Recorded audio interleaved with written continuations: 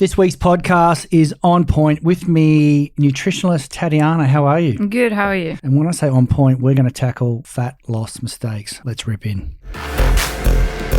Welcome to the Body Science Podcast. As always, the information contained in this podcast is for the information purposes only and is not designed to diagnose or be prescriptive to treat, prevent, or manage any injury, disease, or other health-related condition.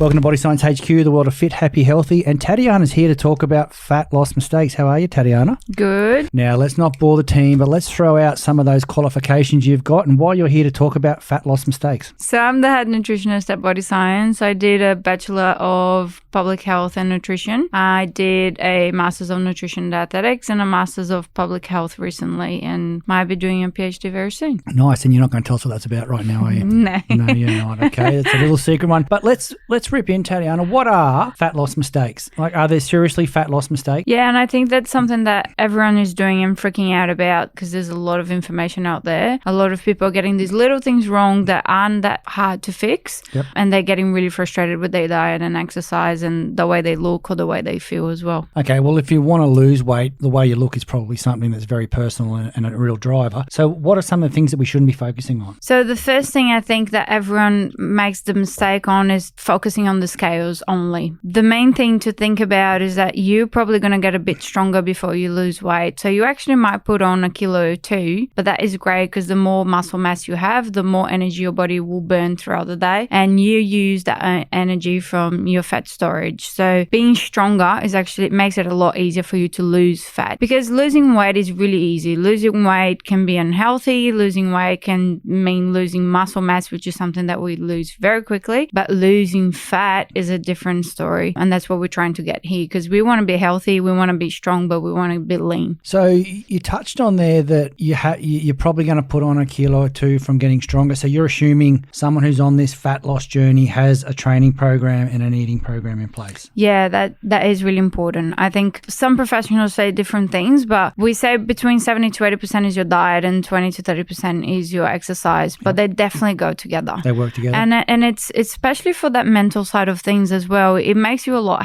happier and healthier when you're following the two of them together because they just complement each other. Nice. A lot of people that hit the office here and talk about, I mean, you've just recently run a free shred challenge for 50 people and the results are amazing. And we won't touch on that now, but what you found was most people weren't eating enough. Yeah, so that is one of the biggest mistakes everyone does is not eating enough. And I didn't just see these from girls because usually girls straight away, if you don't eat enough, you wreck your hormone balance and you end up putting on weight usually instead of losing weight. But I saw that even the guys weren't eating enough. And once they got my diet, they were actually struggling to mentally eat all that food because they thought they were going to put on weight. And once they started losing weight and seeing how much they were eating, they were loving it. So not eating enough means that you're slowing down your body. And again, we go back to what I said with the muscle. The slower your body is, the less calories you burn throughout the day. And then you're not using that fat storage as energy. So how did you talked about they're not eating enough. So a lot of us out there probably don't know what that means or what that number is. How did you calculate how much people should be eating? We get their weight, their height, their age, their gender, and we calculate the energy requirements according to their activity level during the day as well and exercise level. From there, we know your basal metabolic rate or your energy requirements. And then on top of that, we can put some more calories because when we calculate the basal metabolic rate, for example, that's what you use just to survive, just to breathe. Yep. So just from getting up, drinking water. Do you want to repeat that? Because a lot of people won't understand that. Yeah, all right. So when we calculate your basal metabolic rate, so that is the base for your living. Yeah. So that is just so you can breathe. If you're sitting on the couch, literally just lie on the couch all day. So say you're in hospital and you can't get up, that's your metabolic rate. That is what you spend just to survive. Yep. Just from drinking water, eating, you end up spending calories there. Eating, drinking water, getting up to go to the bathroom, basic stuff, you're already spending more than your basal metabolic rate. Yep. So the biggest mistake is that people find out the basal metabolic rate and then they try to eat less than that. Wow. And then you really throwing your body off with hormone-wise, energy-wise, and it makes it really difficult for your body to survive, really. And your body starts to cut down on things, especially on energy systems. Nice. And as a little bit of a free tip for everyone out there, you can jump on mybodyscience.com.au. You have to use use the login code BSC Shred. If you do that, there's no charge to this. It's not part of any other challenge. You can go straight in and enter your data, and that data is going to come back to you with basal metabolic rate and energy requirements.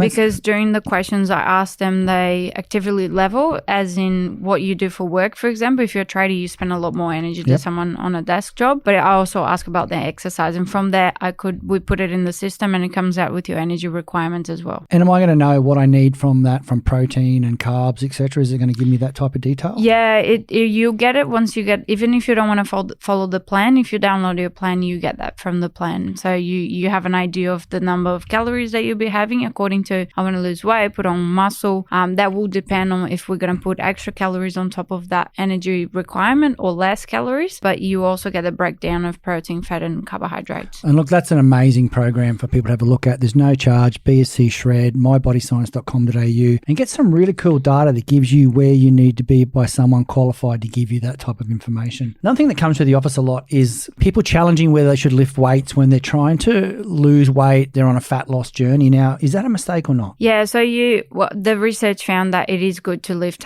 weights, and most of the time heavy weights. One point of that is that goes back to building muscle. Building muscle, again, will burn more calories throughout the day, and you use those calories from your fat tissue storage. So it is important to lift weight, but it also increases your metabolic rate. And you're not burning out muscle, because if you're overtraining and if you're doing a lot of cardio and just running and doing a lot of high intensity workouts, you end up using the energy in your muscles rather than your fat storage. Let's talk about overtraining and under recovering. Yeah. So let's talk about the average fitness person here, not an elite athlete, like the average fitness person training 5 times a week for mental health, happiness, social outings, like hitting the gym. Yeah. What is overtraining and what is under recovering? We were talking to Clint about that, Clint Hill that works with us. He said usually you're not overtraining, you're usually under recovering. Yep. But the idea is a lot of people are smashing themselves because they're sweating and they're thinking they're burning a lot of calories. But when you do that, you actually burning muscle mass. And when you don't recover from that, when you're not eating properly and you're not putting that storage of energy back into your muscles,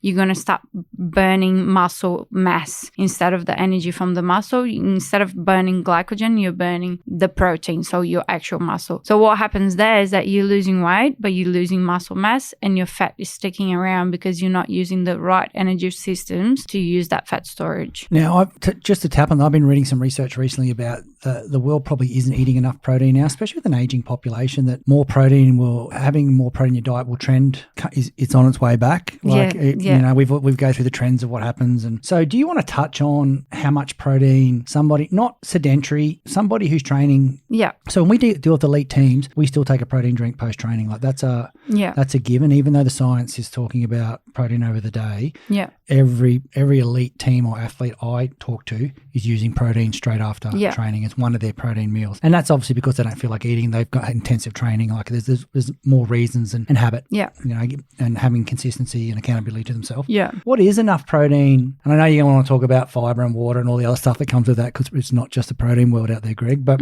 what is enough protein for us that are training? It's around between 0.8 grams per kilogram of your body weight to 2 grams. So we're talking fat loss now. Why would, and excuse the way I say this, why would a fat person, 15, 20 kilos overweight, deserve more protein? So protein has a few aspects to it. The first one is that protein is actually harder for your body to metabolize. So protein actually you burn more calorie by eating protein than you do when you eat carbohydrates, for example. Yep. So we calculate about 20 to 30% of the calories from protein are actually spent by your body trying to break protein down. Okay. So that's the first thing. Yep.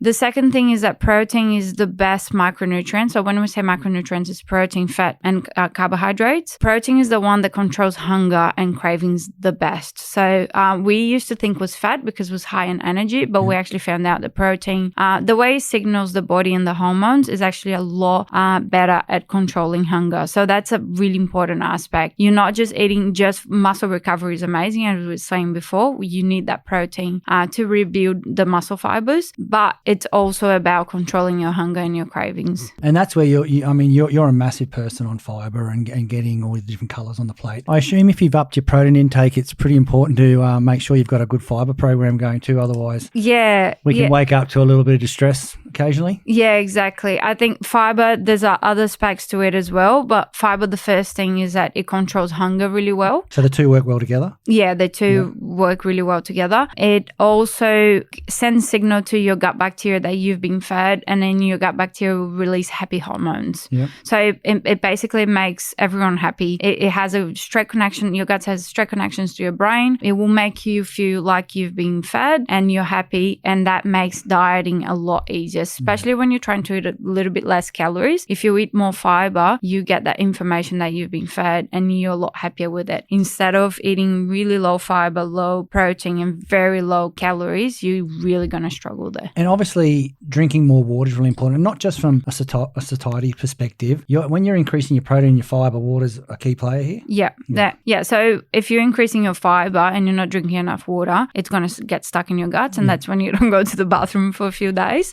Because a lot of people probably don't know that. They think I'm having fiber, I'm going to go to the toilet. Yeah, no. So what happens is that if your body's dehydrated, it will hold the mass in your guts to get water for your body from that. So it sounds gross, but yeah, your body will hold on to that until it feels like it's hydrated. So you're going to have a big protein clump there and a big fiber clump. Yeah. Wow, and that's your a busy body day in the toilet in the morning, and isn't it? your body will be trying to drink the water.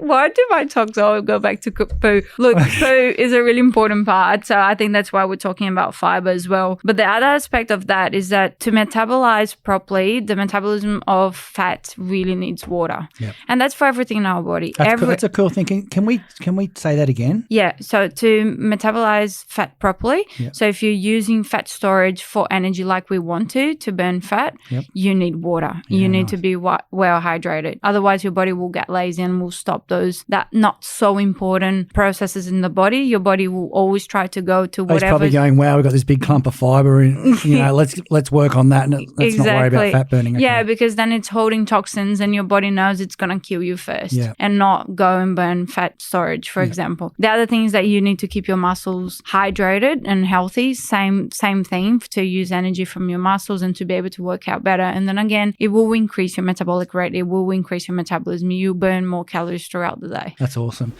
Hey team, it's Greg from Body Science here. The Hydroxyburn Shred is back on shelf. It's our new therapeutic, has all the taste. And if you're looking for a better thermogenic, we've really pushed for the pursuit of a better thermogenic. Full disclosure on the labelling. What do we mean? Caffeine levels have changed. We all know the rules have changed. The ingredients have changed. The claims have changed. We have a clean label with premium quality ingredients for you. So what does that mean for you? You can look at things like metabolism, energy, sugar metabolism, fat metabolism, cognitive function, thyroid, and just general health and well-being, and it's all on the label. If you're taking a fat burner now and it doesn't say it on the label, have a look at it and go, why? Get on board. Look, do we need to talk about whole foods at this stage right now? Like we've spoken about protein, water, fiber. We're not on the scales. We're doing some training. We're making sure we're recovering. Is it really important to worry about whole foods when we're talking about fat loss? Yeah, because when we're talking about, I just talked about the protein, for example, whole foods do take more energy for your body to metabolize them. So one, it will control your hunger better because you will take longer for your body to process that. You also have a lot more vitamins and minerals and really important compounds there, but it will take longer for your body to metabolize that, and it will control hunger. It's also a really good calorie to eat because it's not the calorie. If you have a soft drink, for example, all those calories will go into storage straight away. When you're having whole food, a lot of that calorie will actually be used to metabolize the food you had. But as I'm a big whole food person. When we talk about protein, especially protein shake and aminos as well, I have amino BCAAs every day. It's not because we're not getting enough from the diet. Yes, we can get enough from the diet, but can I get enough from the diet 30 minutes after I leave the gym? And that's the whole process around. And it's also like I can have oats with fruits, but if I add protein, it will actually help me throughout the day. And it's just more sustainable and easier to do because then you're getting that protein intake. Because we always say about having at least 20 to 40 grams of protein per meal. And a lot of people have their breakfast, for example, they have 2 pieces of toast. You have 5 to 10 grams of max of protein there. If depending on what you put on top if of you your put some bread. peanut butter and got some good bread, exactly. maybe, yeah. So getting that consistency is really hard. That's when supplements come in. They're really just there to supplement the diet and make it easier. Look, instead of talking about what supplements we believe in, obviously we believe in our shred range and our proteins, etc. What supplements shouldn't you take when you're looking at fat loss? Shouldn't you take? Yeah. Well, consuming the wrong supplements for fat loss. Some of the biggest questions that come through the office, through social channels and that is, should I take, and not just our brand, people ask us about all brands, but what would you say are 3 of the wrong supplements to be taking for? 3. I think it depends. So it will depend on what you're looking for. Taking the wrong protein might make it a lot harder for you. So for example, with our Lean 5, for example, is what we used for the challenge. The Lean 5 has fast release proteins and slow release proteins. That means that you get that fast muscle recovery after your workout, but the slow release protein makes it, it controls hunger a lot better. Yeah, okay. And that's massive in fat loss. Yeah, that makes a massive difference. So instead of having a whey, for example, the whey will be just to that quick muscle recovery after your workout. And it's a little more elite, isn't it? It's about, you're talking recovery strategies there and post-training strategies. Yeah, straight after your training and then you're getting that muscle recovery. Whereas it's not going to make you put on weight, but if you're trying to control hunger, which is a big point of fat loss, it's a lot better to go for both low and fast release proteins. Yeah, okay. I don't know if I have 3. You don't have 3? Well, that's a good sign. I don't think I have 3, but I think you just be careful with promises and think of the basic stuff that you need to. I think we need to do another podcast on supplements and why they're good for fat loss. Yeah, we can jog on for that because we're talking about fat loss mistakes today. Yeah, I just thought, like, a lot of people push fat loss and supplements. Yeah. You know what I mean? Yeah. And we all know it's a program. Yeah. It's training, it's food, it's getting you, as you said, getting your macros right, ensuring you've got enough fibre. The water's a big one. I don't think a lot of people understand how important water is, and you've done a great job of telling us today. So let's jog on from that and let's focus on what you cannot eat rather than what you can eat. Is that, have I put you into a little corner there again? Because I'm not focusing on the easy things like, if you do this, it's all going to be good. No, I think this is another mistake. Okay. So another mistake is, all right, I want to lose weight for summer. Oh my God, I can't eat gluten anymore. I can't eat bread anymore. Forget the pasta. I can't go out anymore with my friends. Forget the alcohol. You're making so much harder for you. Instead of focusing on what you can't eat. She's got the weight loss bread, pasta, alcohol diet going here. Know.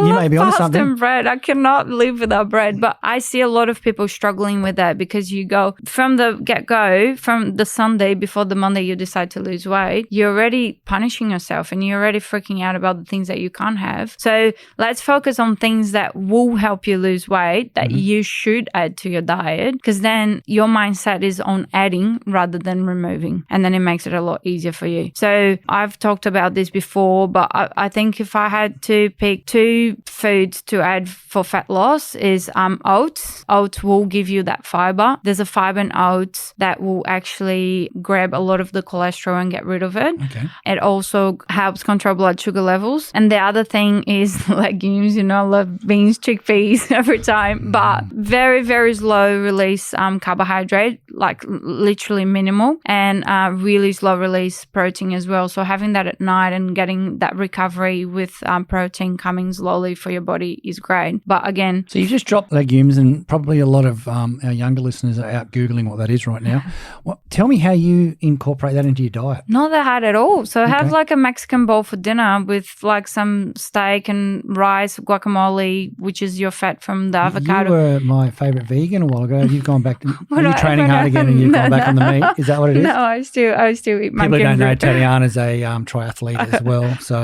So, and then you can add like half a cup to a cup of beans there. It's not hard. Even when, like, if you're going out, and I always say that because the question is always, what should I eat out that is not going to completely wreck my diet? And it's not a thing. So you're taking a can of legumes with you when you go somewhere? No, but if you go to... You don't see it on the menu that often, Tatiana. a Mexican place, for example, you can have a burrito with beans and you at least controlling your blood sugar levels. Yeah, There is not that straight sugar release in your system. But yeah, I think these two are really, really important. But I'll add to that thermogenic foods, and the thermogenic supplement is always helpful. So we're always trying to increase our metabolic rate, our metabolism, which is calorie burning throughout the day, and protein, because as I said, it just makes it a lot easier for muscle recovery, but hunger control as well. Nice. And what's a couple of quick thermo foods we can consider? Chili. Everyone likes to put chili, not sweet chili, because then you're adding a spoon of sugar in there. So chili, ginger, turmeric, pepper, black pepper, green tea, capsicums, green tea, coffee, caffeine itself is great thermogenic, and protein. So protein has been found to be a thermogenic as well. So nice. Well, I think you've hit the nail on the head with some fat loss mistakes there and given us some great advice. Thanks for coming on, Tatiana. That was really great to get you back on and have a chat. Thank you.